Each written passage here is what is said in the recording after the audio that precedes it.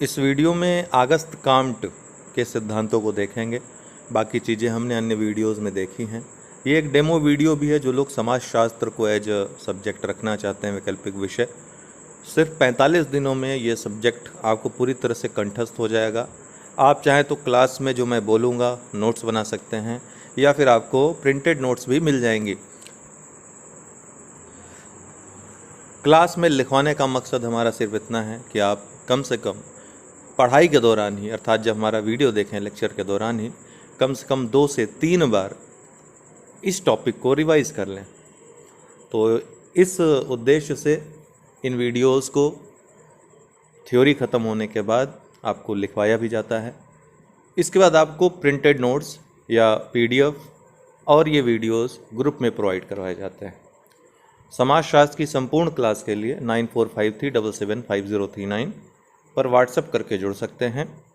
इसके अलावा लोक प्रशासन, इतिहास और बहुत सारी डिमांड थी लोगों की दर्शन शास्त्र के लिए, तो उसका भी कोर्स प्रारंभ हो रहा है। आप लोग उससे भी जुड़ सकते हैं। लोक प्रशासन मौजूद है, इतिहास भी है, और अब दर्शन शास्त्र की भी पहली क्लास कल तक आप लोगों को मिल जाएगी। बहुत बहुत धन्यवाद। चलिए ये पूरा वीडियो देख लीजिए। आज हम अगस्त काम्ट को पढ़ेंगे दोस्तों। अगस्त काम्ट, इनके बारे में आपको मालूम है, पहले ही हमने चैप्टर में पढ़ाया था कि सेंट साइमन के शिष्य थे और समाजशास्त्र के जन्म में इनका ही योगदान था। ठीक है, समाजशास्त्र की उत्पत्ति में इनके योगदान को देखते हुए समाजशास्त्र का जनक इनको कहा जाता है। फ्रांस के मांटपेलियर नामक जगह पर इनका जन्म हुआ था 1798 में, और 1857 में इनकी मृत्यु हुई थी। ये पहले ऐसे समाजशास्त्री थे या विचारक थे जिन्होंने समाज से संबंधित जो सिद्धांत पहले दिए जाते थे अटकलपूर्ण थे, कल्पनाओं से भरे हुए थे। तो उन कल्पनाओं और अटकलपूर्ण विचारों को दृढ़ता से निकाल फेंका और वैज्ञानिक तथ्यों और नियमों से समाजशास्त्र को, सामाजिक चिंतन को सींचा। इसीलिए इन्हें समाजशास्त्र का जनक तो कहा ही जाता है, बल्कि प्रत्यक्षवाद का भी जनक कहा जाता है। प्रत्यक्षवाद जो कि विज्ञानवाद पर आधारित है, हमने आपको पहले ही बताया, जिसमें अवलोकन, निरीक्षण, परीक्षण, वर्गीकरण, मूल्यांकन आदि पद्धतियां, जो वैज्ञानिक पद्धतियां हैं, उनका प्रयोग किया जाता है सिद्धांत निर्माण में, वो प्रत्यक्षवाद कहलाती है। इनके अंतर्गत 2 सिद्धांतों को पढ़ेंगे, चिंतन का त्रिस्तरीय नियम और विज्ञानों का संस्करण। चिंतन के त्रिस्तरीय नियम में हम देखेंगे कि समाज का विकास कैसे हुआ, समाज के विकास का सिद्धांत है।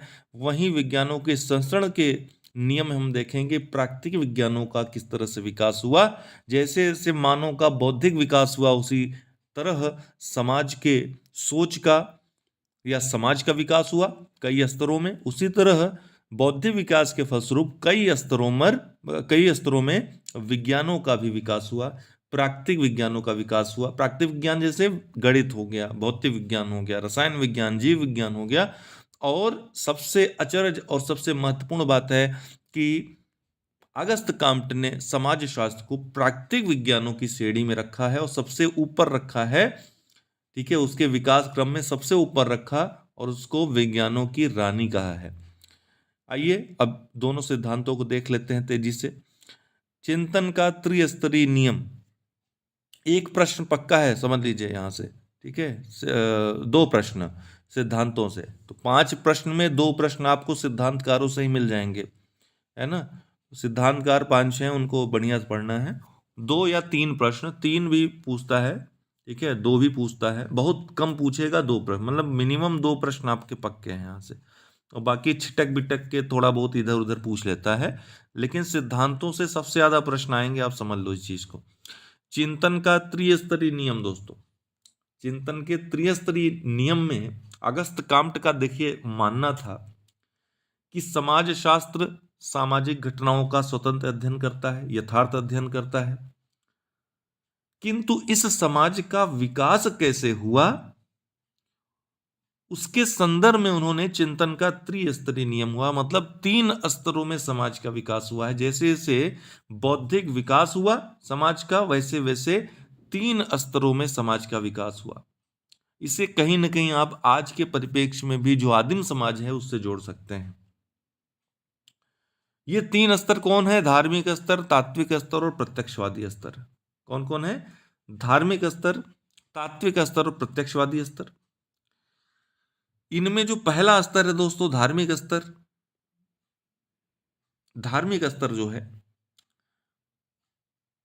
इनका मानना था चिंतन के त्रिस्तरीय नियम में सबसे निचला जो स्तर है धार्मिक स्तर, इन्होंने माना है। बौद्धिक विकास का जब बहुत ही कम, जब सबसे छोटा स्तर था, जब सबसे निम्न स्तर था, उसको धार्मिक स्तर मानते हैं। इस स्तर को भी वो 4 भागों में विभाजित करते हैं: जीवित सत्तावाद, अवतारवाद, बहुदेववाद और एकेश्वरवाद। धार्मिक स्तर का व्यक्ति जो होता था दोस्तों, जो समाज था, ये किसी भी घटना का, मानव व्यवहार का कोई भी घटना घटती थी तो उसका सीधा संबंध ईश्वर से या किसी प्राकृतिक सत्ता से जोड़ देता था। धार्मिक स्तर क्या व्यक्ति धर्म से जोड़ता था प्रत्येक घटनाओं, इसीलिए इसको धार्मिक स्तर कहते हैं। इस समाज में रहने वाले व्यक्तियों का बौद्धिक विकास बहुत कम था, इसीलिए समाज में घटने वाली प्रत्येक घटना का कारण वे धर्म को या फिर ईश्वर को मानते थे कि ये तो भगवान की मर्जी थी तभी ऐसा हुआ, भगवान की मर्जी थी तभी पेड़ गिरे, भगवान की मर्जी थी तभी हवा चली, भगवान की मर्जी थी तभी बारिश हुई, भगवान की मर्जी थी तभी ये मरा, भगवान की मर्जी है तभी ये पैदा हुआ, भगवान की मर्जी है तभी ये विवाह हो रहे हैं। आज भी बहुत लोग मानते हैं जो धार्मिक स्तर के बौद्धिक विकास से प्रेरित है। आज भी ऐसा है, ऐसा नहीं कि आज ये सब चीजें एकदम से व्यक्ति प्रत्यक्षवादी हो गया, ऐसा नहीं है। तो धार्मिक स्तर, लेकिन समाज के त्रिस्तरीय सिद्धांत के, चिंतन के त्रिस्तरीय सिद्धांत के अंतर्गत उन्होंने कहा जब व्यक्ति प्रत्येक घटना का कारण धर्म और ईश्वर को मान लेता था तो उसको धार्मिक स्तर का व्यक्ति कहते हैं, धार्मिक स्तर का समाज कहते हैं। पहले इसी प्रकार का समाज पाया जाता था। फिर अगला स्तर आया तात्विक स्तर। यहां पे थोड़ा सा बौद्धिक विकास हुआ मनुष्य का, हालांकि चलिए एक बार इसको भी, इन चारों को भी देख लेते हैं। जीवित सत्तावाद, अदृश्यवाद। पहला जो स्तर था जीवित सत्तावाद, अदृश्यवाद, मतलब कोई भी घटना घटती थी, कोई भी घटना घटती थी, सामाजिक, प्राकृतिक, कोई भी घटना जो मनुष्य देख रहा है उसका सीधा संबंध वो किसी जीवित या अदृश्य शक्ति पर थोप देता था कि कोई न कोई चमत्कारिक सत्ता है, कोई न कोई चमत्कारिक शक्ति है जो ऐसा करवा रही है। तो इसको जीवित सत्तावाद या अदृश्य सत्तावाद कहा गया। इसके बाद थोड़ा सा बौद्धिक विकास हुआ तो अवतारवाद कहने लगा, मतलब जो भी घटना घट रही है, जो हो रहा है, वो जीवित सत्तावाद का अवतार स्वरूप है ना, अर्थात ईश्वर का अवतार स्वरूप है, उसके कहने का मतलब था। समझ रहे हैं ना? पहला वाला जीवित सत्तावाद में क्या था, ये पहला उपस्तर था धार्मिक स्तर का, जहां व्यक्ति का बौद्धिक विकास न के बराबर था, बहुत कम था। उस समय मानव किसी भी घटना का कारण किसी जीवित शक्ति या अदृश्य शक्ति को मान लेता था, और इसका कारण, इसी कारण जो है इस उपस्तर को कांट ने क्या कहा है, जीवित सत्तावाद कहा है या फिर अदृश्य सत्तावाद कहा है। ठीक है। दूसरा अवतारवाद आता है। अवतारवाद में थोड़ा सा व्यक्ति का बुद्धि थोड़ी सी प्रबल हुई, थोड़ा विकास हुआ उसमें, तो इसको अवतारवाद का युग कहा।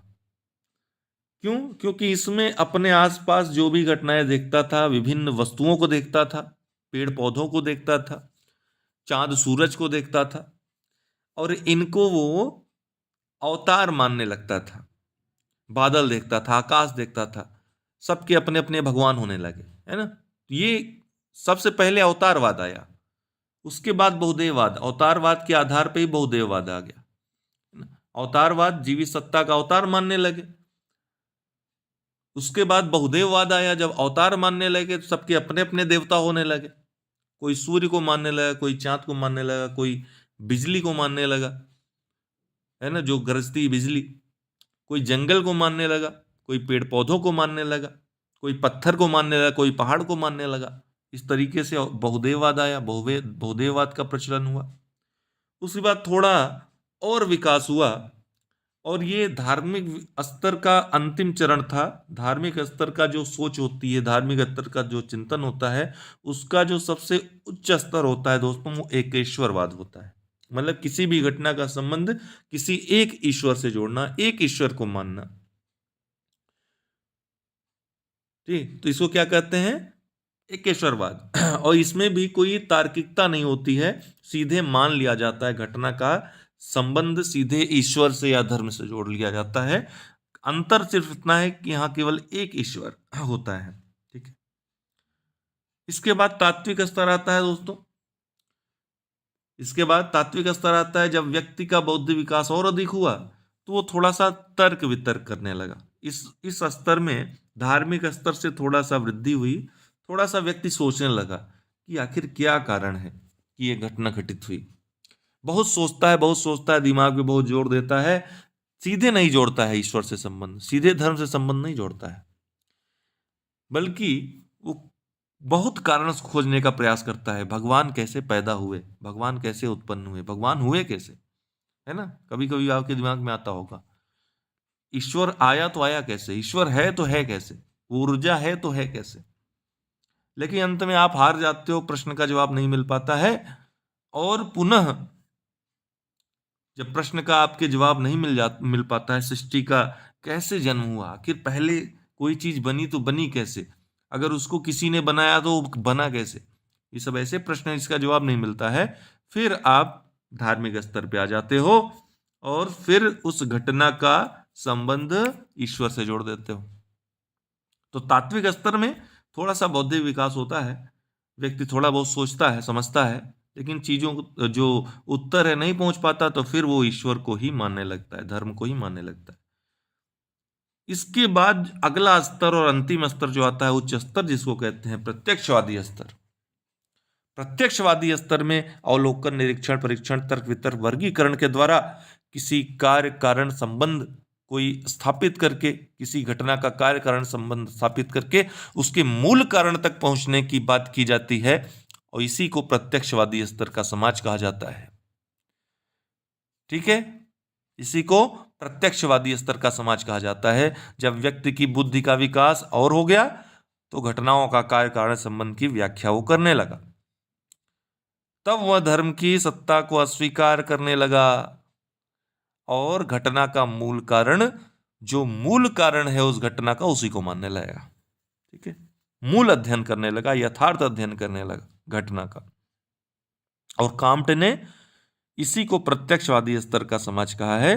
प्रत्यक्षवाद में अध्ययन कई पद्धतियों के माध्यम से किया जाता है, जैसे अवलोकन, निरीक्षण, परीक्षण, तर्क वितर्क, वर्गीकरण आदि पद्धतियों के माध्यम से किया जाता है। ठीक है, ये हो गया चिंतन का त्रिस्तरीय नियम। अगला नियम है इनका विज्ञानों का संस्करण। बौद्धिक विकास के आधार पर ही कुछ निश्चित नियमों के माध्यम से विभिन्न विज्ञानों का एक निश्चित क्रम में विकास हुआ है, सरलता से जटिलता की ओर। ऐतिहासिक खोज के क्रम में, मतलब सबसे पहले खोज के क्रम में, सरलता से जटिलता के क्रम में, तथ्यों में संशोधन और बदलाव वृद्धि क्रम में, अर्थात किसमें संशोधन के ज्यादा चांसेस हैं, जिसमें कम होंगे चांसेस वो सबसे पहले आएगा, जो जिसमें ज्यादा चांसेस होंगे संशोधन के वो सबसे बाद में आएगा। पर इस परासित्रा विधि के आधार पर, मतलब जो पहला विज्ञान होगा वो सबसे कम आश्रित होगा या स्वतंत्र होगा, जो सबसे बाद आएगा वो सबसे ज्यादा निर्भर होगा अन्य विज्ञानों पर। तो ये चार नियम इन्होंने बताया कि निश्चित नियमों के आधार पर, बौद्धिक विकास के आधार पर और कुछ निश्चित नियमों के आधार पर विज्ञानों का संस्करण होता है। मतलब विज्ञान एक स्तर से दूसरे स्तर तक विज्ञानों का विकास हुआ है। उन्होंने जैसे बताया कि गणित सबसे पहला विज्ञान था, गणित सबसे पहला विज्ञान था, और इस नियम के अनुसार उन्होंने सिद्ध किया इस चीज को कि सबसे पहले जीरो की खोज हुई, शून्य की खोज हुई विज्ञान में, उसी के आधार पर गणित का विकास हुआ। फिर घटती सरलता बढ़ती जटिलता, जो गणित के सिद्धांत हैं उनमें कोई मीन मेख नहीं होता है, मतलब 2 गुणते 2 बराबर 4 तो 4 है। जो रूल बनाए जाते हैं वो एकदम सरल होते हैं, और उन पर कोई भी चीज आप रख दो, जैसे कोई फार्मूला हुआ बना, उसमें कोई चीज रख दो तो वो एकदम सही साबित होती है। उसमें संशोधन और बदलाव वृद्धि के चांसेस बहुत कम होते हैं। जैसे मैंने बताया 2 × 2 = 4, इसमें संशोधन के चांसेस नहीं है। ठीक है। पराश्रिता विधि के आधार पर मतलब गणित किसी और विज्ञान पर आश्रित नहीं बल्कि अन्य विज्ञान गणित पे आश्रित है। गणित बिना फिजिक्स पढ़े पढ़ सकते हैं, गणित बिना केमिस्ट्री पढ़े पढ़ सकते हैं, लेकिन केमिस्ट्री फिजिक्स बिना गणित पढ़े आप नहीं पढ़ सकते हैं, है ना। तो पराश्रिता विधि, तो गणित को इन्होंने सबसे पहला विज्ञान माना। इसके बाद खगोल शास्त्र में आए, खगोल शास्त्र का अध्ययन, इसके बाद खगोल शास्त्र की खोज हुई गणित के आधार पर ही। फिर घटती सरलता बढ़ती जटिलता, थोड़ा सा गणित से जटिल है क्योंकि खगोल शास्त्र में अन्य चीजों का भी अध्ययन किया जाता है, ग्रहों आदि का अध्ययन किया जाता है, तो गणित से थोड़ा जटिल हो गया। तथ्यों में संशोधन और बदलाव वृद्धि, आपको पता है कि लगातार खगोल विज्ञान में नई नई खोजें होती हैं, संशोधन होते रहते हैं। पराश्रिता विधि के आधार पर, अर्थात ये गणित पर आश्रित है, तो गणित से ज्यादा इसमें आश्रितता है। गणित जहां स्वतंत्र है यहाँ पे आश्रित है। ठीक इसके बाद उन्होंने भौतिक विज्ञान, रसायन विज्ञान और जीव विज्ञान को क्रमशः तीसरा, चौथा, पांचवा विज्ञान बताया इसी सिद्धांत पर। और अंत में छठे विज्ञान के रूप में उन्होंने समाज शास्त्र को रखा। अंतिम विज्ञान के रूप में उसने समाज शास्त्र को रखा। क्यों? क्योंकि समाज शास्त्र में दोस्तों इन सभी विषयों का, जो 5 विषय हैं, उनका अध्ययन करना पड़ता है। समाज शास्त्र इन सभी विज्ञानों पर आश्रित है। समाज शास्त्र इन सभी विज्ञानों पर आश्रित है। गणित, भौतिक विज्ञान, रसायन विज्ञान, खगोल शास्त्र, जीव विज्ञान, ये सभी समाज से संबंधित हैं। और समाज शास्त्र के अध्ययन में जब तक इनका अध्ययन नहीं होगा तब तक कोई निष्कर्ष प्राप्त नहीं किया सकता है। कहीं न कहीं इनकी आवश्यकता पड़ती है। तो समाज शास्त्र इन पर आश्रित है, ये समाज शास्त्र पे आश्रित नहीं है। समाज शास्त्र में चूंकि मानव व्यवहार का अध्ययन करना पड़ता है और मानव व्यवहार देश काल परिस्थिति के अनुसार बदलते रहते हैं, इसलिए संशोधन और बदलाव वृद्धि ये सबसे ज्यादा है अन्य विज्ञानों की अपेक्षा। घटती सरलता बढ़ती जटिलता, जटिल है समाज शास्त्र सबसे। क्यों जटिल है? क्योंकि इनमें एक तो सभी विज्ञानों का अध्ययन करना पड़ता है, सभी विज्ञानों से संबंधित है, और समाज की चीजें देश काल परिस्थिति के अनुसार बदलती रहती हैं, इसलिए कोई यथार्थ अध्ययन करने में बहुत क्लिष्टता होती है, कोई यथार्थ नियम देने में, सिद्धांत देने में बहुत जटिलता होती है। ठीक है। और ऐतिहासिक खोज भी समाज शास्त्र की सबसे बाद में हुई, आपको पता है 1828, 1836, 1838 में समाज शास्त्र का एक विषय के रूप में जन्म हुआ, अगस्त काम्टे ने किया। तो सबसे बाद में समाज शास्त्र आया। तो इन चारों नियमों के आधार पर देखा जाए तो समाज शास्त्र सबसे जटिल विज्ञान है। सबसे इस संस्करण में सबसे ऊपर जो आता है समाज शास्त्र आता है, बाकी विज्ञान इसके नीचे आते हैं। सबसे नीचे गणित आता है, फिर खगोल शास्त्र, फिर भौतिक विज्ञान, फिर रसायन विज्ञान, फिर जीव विज्ञान, और अंत में आएगा समाज शास्त्र। इसी तरह बना दीजिएगा कोई ग्राफ और सबसे ऊपर रख दीजिएगा समाज शास्त्र को, ठीक है ना। और सबसे ऊपर क्या लिख दीजिएगा? समाज शास्त्र को। अगस्त काम्ट ने इसीलिए समाज शास्त्र को सभी विज्ञानों की रानी कहा है, सबसे ऊपर बैठ रही है, और अर्थात महारानी कहा है। ये प्रश्न भी आता है कि समाज शास्त्र सभी विज्ञानों की रानी है अर्थात महारानी है, तो ये इन्हीं का स्टेटमेंट है, वो इसी सिद्धांत को आपको इसमें बताना है, विज्ञानों के संस्करण के सिद्धांत। हालांकि अगस्त काम्ट यहीं पर नहीं रुके, उन्होंने इसके ऊपर भी एक आचार शास्त्र नामक 7वां विज्ञान प्रतिपादित किया, लेकिन वो काफी विवादित रहा। किस कारण किया? क्योंकि बुढ़ापे में व्यक्ति की जवानी छलक जाती है, आपको पता है। तो कुछ समय पश्चात अगस्त काम्ट के संपर्क में एक महिला आई, तलाकशुदा थी, क्लाउडिला डी बॉस्के नाम था उनका। अगस्त काम्ट के साथ ही रहने लगी। उस समय लिविन को बुरा माना जाता था विश्व के सभी समाजों में लगभग, और दोनों विवाह किए बिना साथ साथ रहने लगे लिविन में, और समाज द्वारा इसका विरोध किया गया। फिर इन्होंने सोचा कि समाज की घटनाओं के अध्ययन के लिए तो मैंने समाज शास्त्र प्रतिपादित कर दिया, लेकिन मानवता और नैतिकता के लिए एक अलग विज्ञान क्यों न बनाया जाए। तो इन्होंने आचार शास्त्र नामक एक 7वां विज्ञान प्रतिपादित किया। इसके द्वारा मनुष्यों में इन्होंने नैतिकता का विकास करना चाहा, मानवता का विकास करना चाहा, और साथ ही सोचा कि मेरा यह विज्ञान मनुष्यों तक कैसे पहुंचेगा। जन्म तो कर दिया इन्होंने आचार शास्त्र का, लेकिन ये कैसे पहुंचेगा लोगों तक। तो इन्होंने समाज शास्त्रियों को ही मानवता के धर्म के पालन की सलाह दे डाली और कहा कि मानवता का विकास करिए अपने अंदर। यहां तक कि इतना विख्यात हो गए ये उस समय कि इन्हें मानवता का पुजारी तक कहा जाने लगा कुछ लोगों के द्वारा। लेकिन इन्होंने अपने प्रत्यक्ष मानवतावाद की बात करके इन्होंने प्रत्यक्षवाद का एक तरह से विरोध कर दिया, क्योंकि प्रत्यक्षवाद मानवतावाद पे आधारित नहीं है, प्रत्यक्षवाद विज्ञानवाद पे आधारित है। एक तरह से इनके दोनों सिद्धांत जो हैं एक दूसरे के विरोधी माने जाते हैं। प्रत्यक्षवाद और मानवता दोनों एक दूसरे के विरोधी हैं। इस प्रकार इन्होंने, एक प्रकार से कहा जाने लगा इनके आलोचकों के द्वारा, कि इन्होंने स्वयं ही अपने प्रत्यक्षवादी विचारधारा की निर्मम हत्या कर दी। इनके शिष्य थे जॉन स्टुअर्ट मिल। इन्होंने भी कहा था कि प्रत्यक्षवाद का जन्मदाता ही सबसे कम प्रत्यक्षवादी निकला। ये स्टेटमेंट से भी प्रश्न पूछा जा सकता है कि प्रत्यक्षवाद का जन्मदाता ही सबसे कम प्रत्यक्षवादी निकला, टिप्पणी करें। तो ये इन्हीं के बारे में इनके शिष्य ने कहा था। क्यों कहा था आपको हमने बता दिया। अब चलिए लिखिए दोनों सिद्धांत लिखिए। लिखवा रहे हैं, थोड़ा तेजी से लिखवाएंगे, आप लोग स्लो करके देख लीजिएगा, ठीक है। थोड़ा सा अगस्त काम्ट के बारे में लिख लीजिए। अब समाजशास्त्री बन रहे हैं, थोड़ा बहुत आपको जानकारी होनी चाहिए ना। 3-4 लाइन लिख लीजिए। सामाजिक विचारधारा का व्यवस्थित व वैज्ञानिक रूप 19वीं शताब्दी में देखने को मिलता है,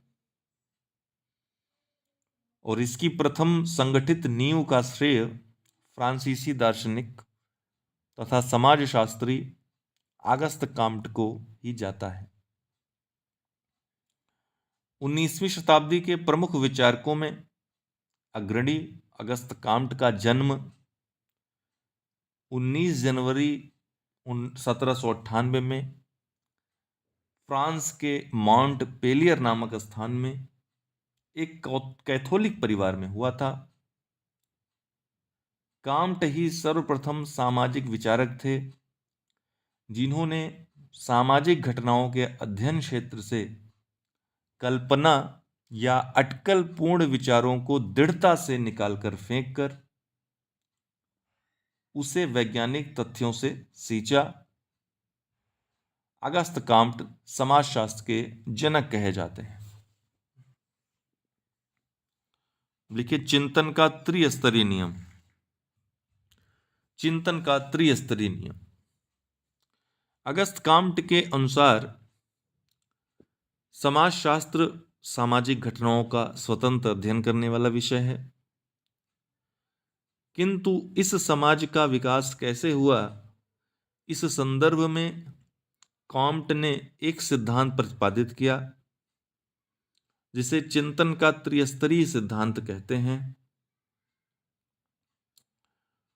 काम्ट के समाज के विकास का आधार बौद्धिक विकास था, अर्थात बौद्धिक विकास के क्रम में हमने आपको बताया बौद्धिक विकास था, इसलिए इसे बौद्धिक विकास का नियम भी कहते हैं या बौद्धिक विकास का भी सिद्धांत कहते हैं। काम्ट के अनुसार जब से धरती पर मनुष्य आए तभी से समाज भी आया। किसी न किसी प्रकार का समाज पाया जाता था। जिस प्रकार आदिमानव ने कई स्तरों में सभ्य मानव तक का सफर तय किया है, उसी प्रकार समाज का विकास भी कई स्तरों में हुआ है। अगस्त काम्ट ने समाज के विकास के 3 स्तरों को प्रतिपादित किया जिसे चिंतन का त्रिस्तरीय सिद्धांत या चिंतन का त्रिस्तरीय नियम कहते हैं। ये बना लीजिए आप, पैरा चेंज करिए। अगस्त काम्ट ने समाज के विकास के पहले स्तर को धार्मिक स्तर का समाज कहा। इसे धार्मिक स्तर का समाज इसलिए कहा जाता है क्योंकि समाज में रहने वाले व्यक्तियों का बौद्धिक विकास बहुत ही कम था। इसलिए समाज में घटने वाली प्रत्येक घटना का कारण वे धर्म या ईश्वर को मानते थे। इसीलिए इसे धार्मिक स्तर का समाज कहा गया। क्योंकि बुद्धि का विकास धीरे धीरे कई स्तरों में होता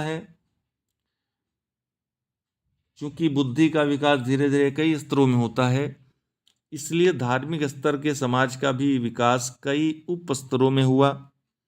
ये उपस्तर हैं जीवित सत्तावाद, अदृश्यवाद, अवतारवाद, बहुदेववाद, एकेश्वरवाद। इस तरह से बना लीजिए। पैरा चेंज करिए। धार्मिक स्तर का पहला उपस्तर आया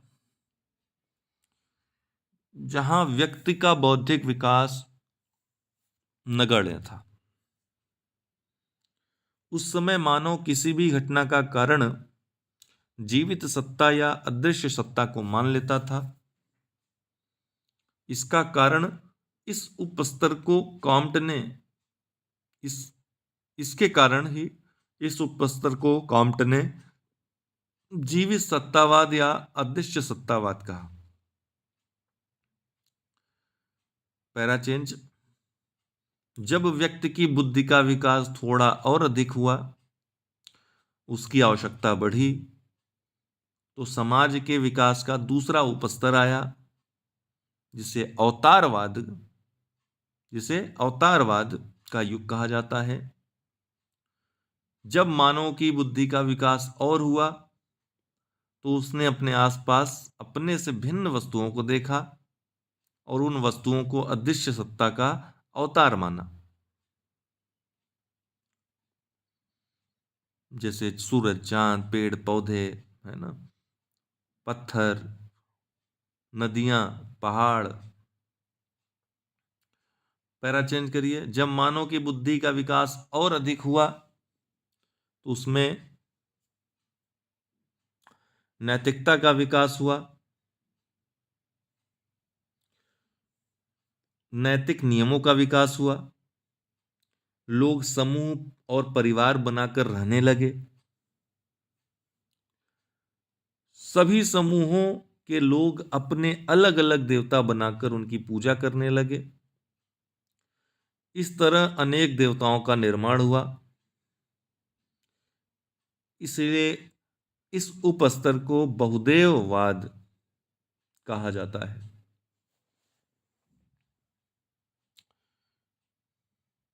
बहुदेववाद कहा जाता है। पैरा चेंज करिए। जब मनुष्य की बुद्धि का विकास और अधिक हुआ तब वह मानने लगा कि ईश्वर एक ही है।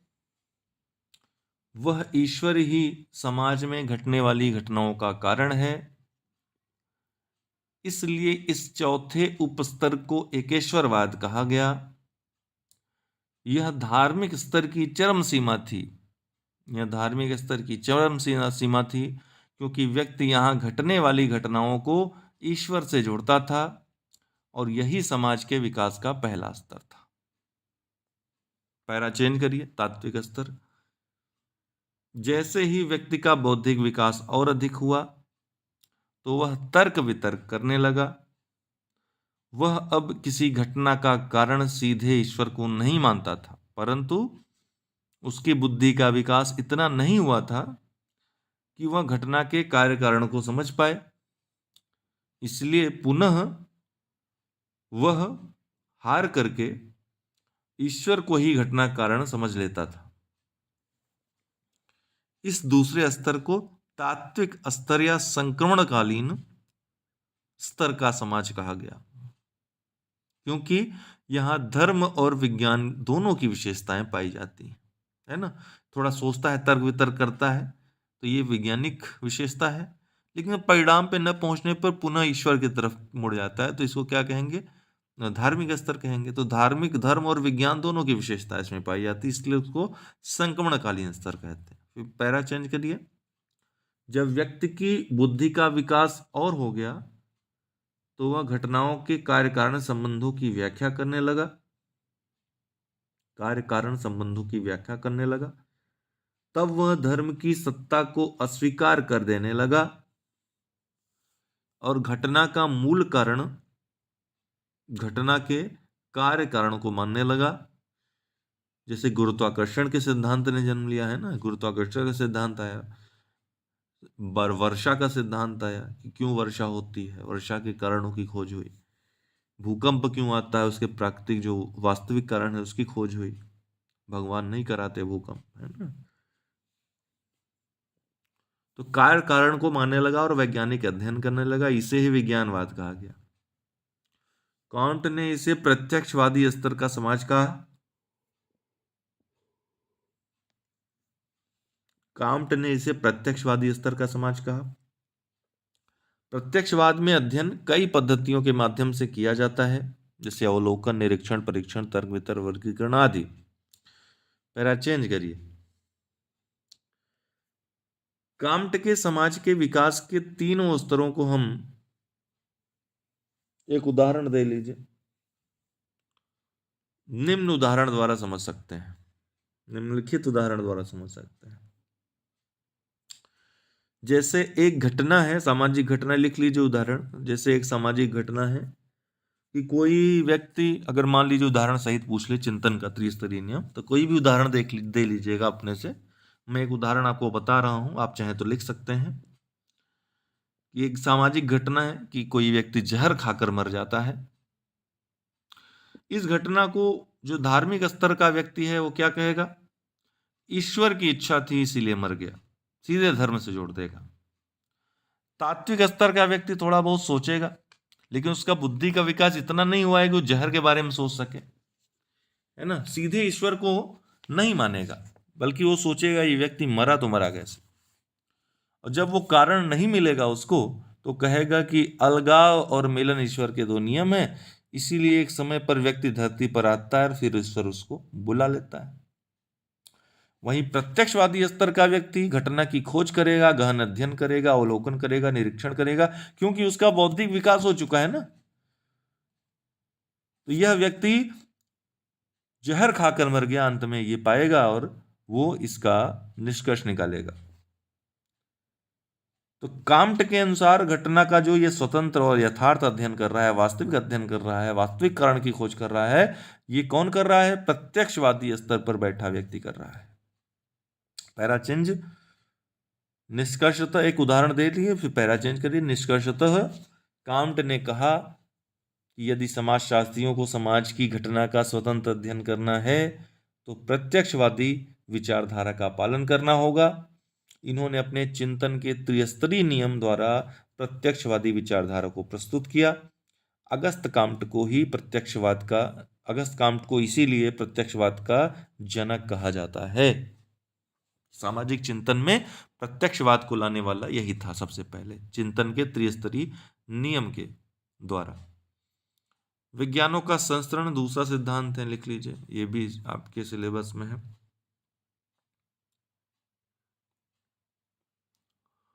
लिखिए, अगस्त काम्ट ने समाजशास्त्र को एक विज्ञान के रूप में स्थापित करने के लिए एक सिद्धांत प्रतिपादित किया, जिसे विज्ञानों का संस्करण कहा जाता है। इस नियम के द्वारा उसने समाजशास्त्र को विज्ञानों की श्रेणी में रखा और सबसे ऊंचे क्रम में रखा। काम्ट के अनुसार इसीलिए समाजशास्त्र को विज्ञान बनाने में सबसे ज्यादा योगदान माना जाता है अगस्त काम्ट। काम्ट के अनुसार जिस प्रकार समाज का विकास बौद्धिक विकास के आधार पर एक स्तर से दूसरे स्तर अर्थात दूसरे से तीसरे स्तर में हुआ, मतलब धार्मिक से तार्किक, तार्किक से वैज्ञानिक स्तर तक हुआ, प्रत्यक्षवादी स्तर तक हुआ, उसी प्रकार समाज में पाए जाने वाले प्राकृतिक विज्ञानों का विकास भी एक विज्ञान से दूसरे विज्ञान, दूसरे से तीसरे विज्ञान, तीसरे से चौथे विज्ञान, इस तरह से हुआ, इत्यादि रूप में हुआ। और विज्ञानों के विकास के इसी क्रम को हम विज्ञानों का संस्तरण कहते हैं। संस्तरण होता है ना, सीढ़ी होती है, विज्ञानों की सीढ़ी या विज्ञानों का संस्तरण कहते हैं, हायरार्ची ऑफ साइंसेस कहते हैं।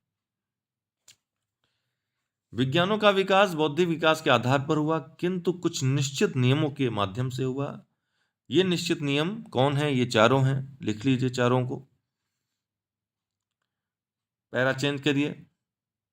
पहले नियम के आधार पर शून्य की खोज हुई, शून्य से ही गणित का विकास हुआ। दूसरे नियम के अनुसार चूंकि गणित निश्चित नियमों पर आधारित है, इसलिए गणित सबसे सरल विज्ञान माना गया है। तीसरा नियम जो कि तथ्यों में संशोधन, बदलाव, वृद्धि क्रम है, इसके आधार पर गणित में तथ्यों के संशोधन की संभावना नहीं होती है। चौथे नियम के अनुसार गणित किसी पर भी आश्रित नहीं होते हैं, किसी दूसरे विज्ञान पर आश्रित नहीं होते हैं। अतः 2 2 है, 3 3 है, 4 4 है, 10 10 है ना, वो किसी पे आश्रित नहीं है। अतः चारों नियमों के अनुसार गणित पहला प्राकृतिक विज्ञान है। लिखिए, अतः चारों नियमों के अनुसार गणित पहला प्राकृतिक विज्ञान है। फिर पैरा चेंज करिए। जब व्यक्ति का बौद्धिक विकास थोड़ा और अधिक हुआ तो समाज में जो प्राकृतिक विज्ञान आए उनमें दूसरा विज्ञान खगोल शास्त्र आया, एस्ट्रोनॉमी। खगोल शास्त्र के अंतर्गत तारों और नक्षत्रों का अध्ययन किया जाता है। इनके बीच की दूरी आदि, गणित के वेग आदि गणित के सूत्रों के आधार पर ही ज्ञात किया जाता है। अतः गणित के अध्ययन के बिना खगोल शास्त्र का अध्ययन नहीं किया जा सकता। खगोल शास्त्र के अंतर्गत नहीं, लिखिए, अतः दूसरे नियम के अनुसार, ये तो खोज हो गया। अतः दूसरे नियम के अनुसार खगोल शास्त्र की जटिलता बढ़ जाती है, गणित से ज्यादा जटिल हो जाता है, क्योंकि गणित भी पढ़ना पड़ता है और खगोल शास्त्र तो है ही। तीसरे नियम के अनुसार खगोल शास्त्र में तथ्यों के संशोधन की संभावनाएं होती हैं, गणित से अधिक होती हैं। और चौथे नियम के आधार पर खगोल शास्त्र गणित पर आश्रित होता है, बिना गणित पढ़े खगोल शास्त्रीय अध्ययन नहीं किया जा सकता है। ठीक है। अतः चारों नियम के आधार पर स्पष्ट होता है कि खगोल शास्त्र दूसरा प्राकृतिक विज्ञान है। ठीक इसी प्रकार चारों नियमों के आधार पर भौतिक विज्ञान, रसायन विज्ञान और जीव विज्ञान की उत्पत्ति तीसरे, चौथे और पांचवें प्राकृतिक विज्ञान के रूप में हुई। अर्थात भौतिक शास्त्र के अध्ययन के लिए खगोल शास्त्र और गणित दोनों का अध्ययन करना पड़ेगा। रसायन शास्त्र के अध्ययन के लिए भौतिक शास्त्र, खगोल और गणित तीनों का अध्ययन करना पड़ेगा। जीव शास्त्र के अध्ययन के लिए रसायन शास्त्र, भौतिक शास्त्र, गणित और खगोल की तीनों का अध्ययन, चारों का अध्ययन करना पड़ेगा। और फिर इन्होंने छठे विज्ञान के रूप में लिखे, पैरा चेंज। जब व्यक्ति का बौद्धिक विकास और अधिक हुआ तो समाज में छठा प्राकृतिक विज्ञान समाजशास्त्र के रूप में आया। समाजशास्त्र के अंतर्गत गणित, खगोल शास्त्र, जीव विज्ञान, भौतिक विज्ञान, रसायन विज्ञान सबका अध्ययन करना पड़ता है। इसलिए समाजशास्त्र सबसे जटिल विज्ञान है। समाजशास्त्र के तथ्यों में संशोधन की संभावना बाकी विज्ञानों से अधिक होती है। समाजशास्त्र उपरोक्त सभी विज्ञानों पर आश्रित है, तो चारों नियम में आपने देख लिया फिट है। इसलिए अगस्त काम्ट ने कहा कि समाजशास्त्र सभी विज्ञानों की रानी है, अर्थात महारानी है। इसको इन्वर्टेड कॉमा में रखिएगा। पैरा चेंज करिए। ये तो सिद्धांत हो गया, पैरा चेंज करिए। कुछ समय पश्चात अगस्त काम्ट के संपर्क में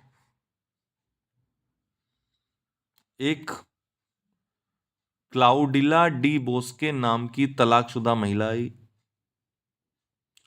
जो कि अगस्त काम्ट की अच्छी मित्र बन गई और दोनों बिना विवाह साथ साथ रहने लगे। तो समाज ने इनका विरोध किया। इन्होंने सोचा कि समाज की घटनाओं के अध्ययन के लिए तो मैंने एक विज्ञान प्रतिपादित कर दिया, परंतु मानवता एवं नैतिकता के लिए एक अलग से विज्ञान प्रतिपादित करना चाहिए। तो इन्होंने एक आचार शास्त्र नाम का 7वां विज्ञान भी प्रतिपादित किया। इसके द्वारा मनुष्यों में मानवता एवं नैतिकता का विकास करना चाहा।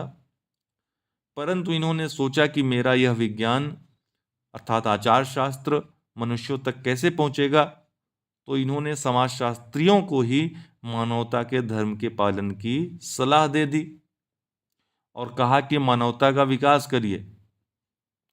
इन्हें मानवता के पुजारी की संज्ञा दी गई। पैरा चेंज करिए। निष्कर्षतः कांट द्वारा प्रतिपादित प्रत्यक्षवाद एवं मानवता दोनों एक दूसरे के विरोधी हैं। इस प्रकार मानवता के विकास के द्वारा इन्होंने स्वयं अपने प्रत्यक्षवादी विचारधारा की निर्मम हत्या कर दी। इनके शिष्य जॉन स्टुअर्ट मिल ने इनके विषय में कहा कि प्रत्यक्षवाद का जन्मदाता ही सबसे कम प्रत्यक्षवादी निकला। ठीक है, इतने लिखिए। अगर इनकी आलोचना पूछी जाए तो आलोचना तो हम ऑलरेडी लिखवा चुके हैं। प्रत्यक्षवाद की आलोचना में इनकी आलोचना भी आ जाएगी। जो प्रत्यक्षवाद के आलोचक हैं क्या कहते हैं कि मानव व्यवहार जो है वो देश काल परिस्थिति के अनुसार बदलता रहता है और समाजशास्त्र मानव व्यवहार का अध्ययन करता है, इसलिए प्रत्यक्षवाद या विज्ञानवाद को इस पे आरोपित नहीं किया जा सकता है। ठीक है, क्योंकि इसमें चीजें बदलती रहती हैं, मानव व्यवहार कृत्रिम भी हो सकता है।